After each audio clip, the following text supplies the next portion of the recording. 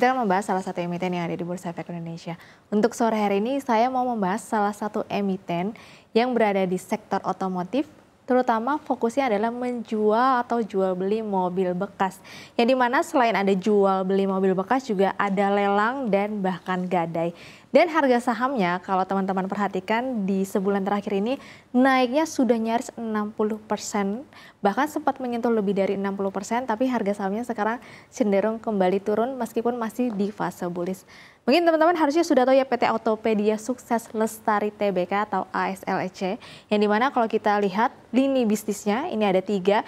Yang pertama bisnisnya itu ada bisnis lelang mobil, itu biasanya di GBA. Kemudian untuk penjualan retail mobil bekas itu biasanya ada di Caroline.id, kemudian juga ada jasa gadai namanya adalah Moto Gadai.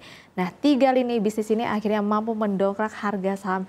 Lalu bagaimana kinerjanya? Kira-kira terdongkrak juga atau enggak ya? Mungkin kita akan membahasnya dari sisi pergerakan harga saham terlebih dahulu ya.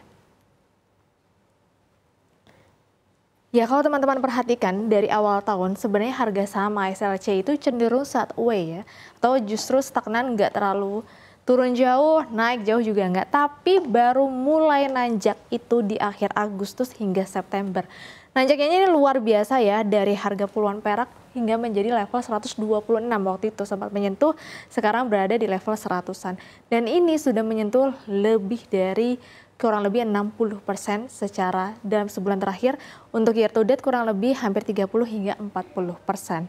Nah, lantas kira-kira apa saja sih yang menjadi penopang harga sahamnya? Bahkan diisukan ada aksi korporasi akuisisi. Tapi sebelum ke aksi korporasinya, mungkin kita akan membahas dari segmen penjualan mobil bekas dan juga mobil baru. Nah, kalau teman-teman perhatikan, memang sebenarnya penjualan mobil ya secara nasional untuk industri penjualan mobil itu masih turun. Kalau teman-teman perhatikan penjualan mobil memang masih turun, tapi perlu dicatat bahwa penurunannya itu justru berada di mobil baru. Kalau mobil bekas justru di sepanjang tahun 2025 mencatatkan kenaikan yang luar biasa, di mana penjualan mobil bekas itu di sepanjang tahun 2025 laku hingga 1,8 juta unit, sementara mobil baru hanya sekitar 865.723 unit.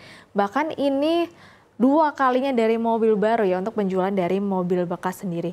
Nah, kalau kita lihat memang secara industrinya penjualan mobil masih lesu ya secara nasional, di mana masih turun kurang lebih sekitar 8,6%. Yang dimana kalau kita lihat padahal suku bunga sudah turun selama sebanyak 4 kali, di semester 1 2 kali, di semester 2 ini sudah jalan 2 kali.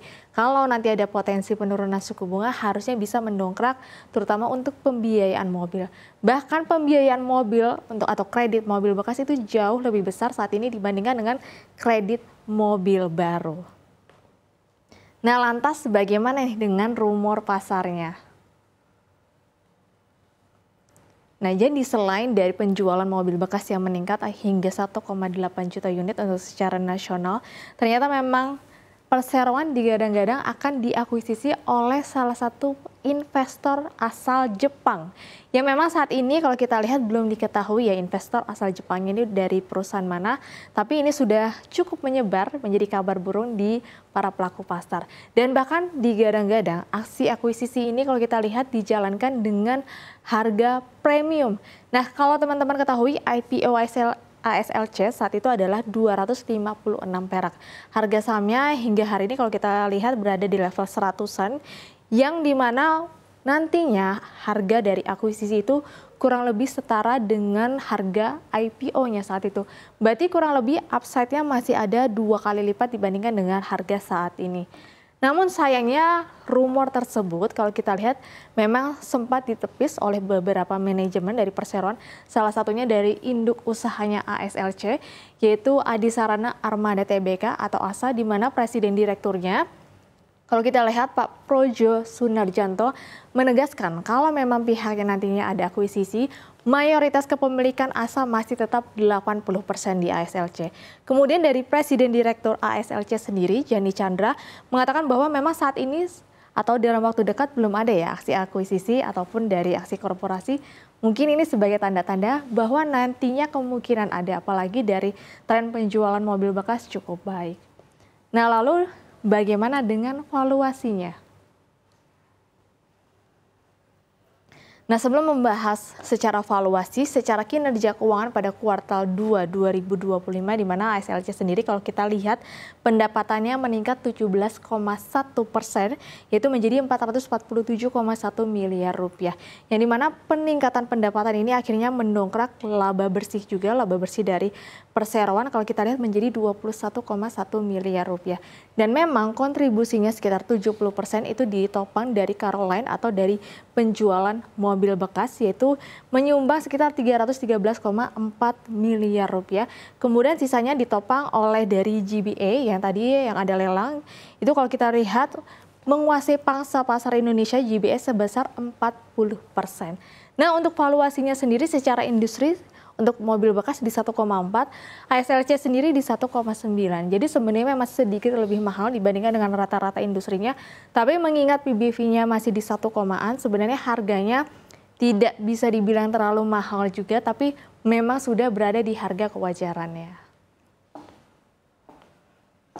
Ya, kita sudah bisa melihat bahwa prospek bisnis jual mobil bekas ternyata lebih cuan ya dibandingkan dengan mobil baru.